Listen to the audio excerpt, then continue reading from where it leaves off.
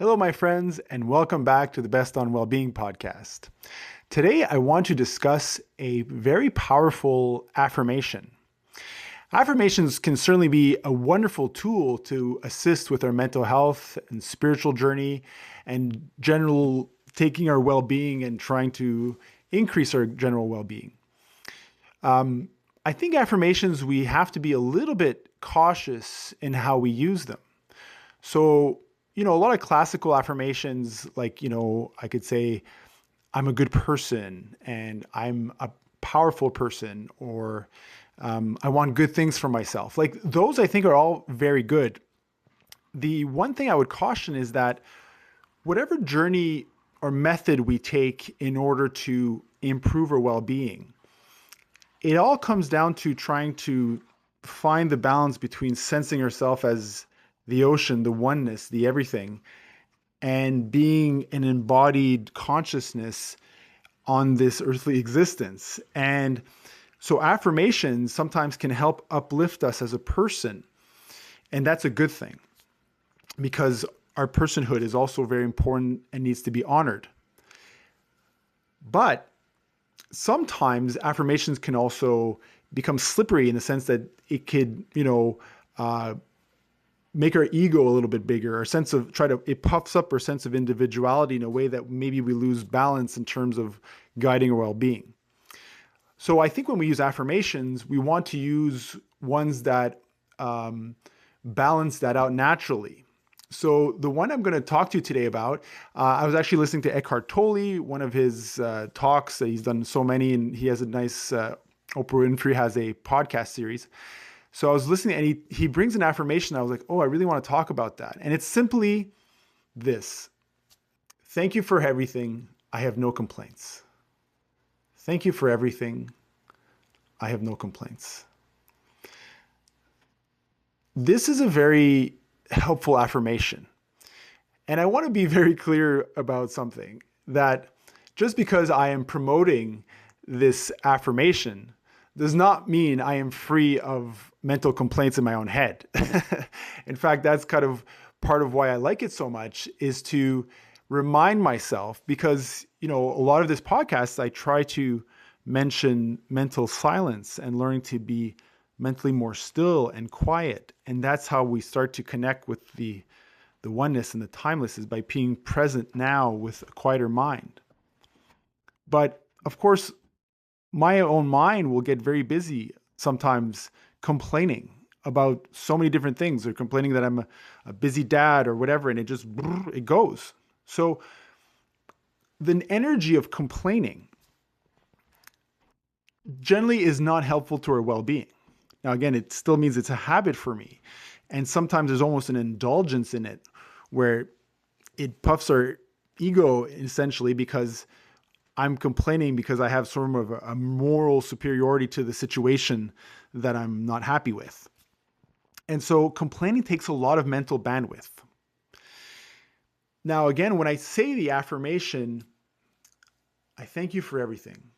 I have no complaints.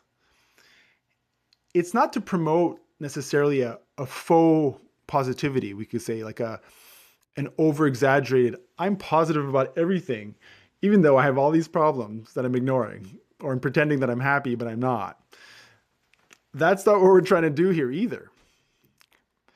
But the actual energy of complaining doesn't improve our ability to handle our situations in our day-to-day lives. So it's when we do the affirmation again and again to say, I thank you for everything. I have no complaints.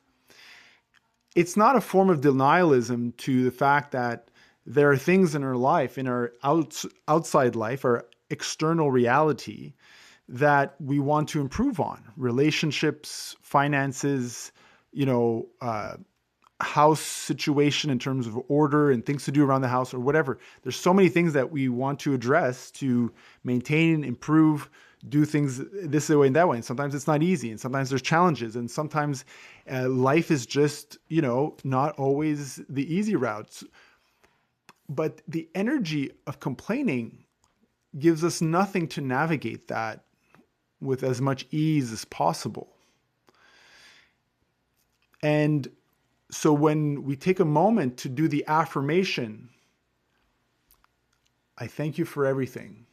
I have no complaints. Like, it just creates a pause, because if I can remind myself to affirm that I have no complaints, doesn't mean sometimes my brain doesn't complain. But if I can affirm it, it allows a pause in the complaining. It allows a quietness because when there's no complaining in the mind, it is a lot more still, a lot more empowered to deal with whatever situation in our physical day-to-day reality that we need to deal with. And obviously we know that, being thankful is, so this is kind of like a bit two layers of an affirmation, that to exercise gratitude, which we know, and I've talked many times, is such a powerful thing, to be grateful for a reality as it is today and not argue with it.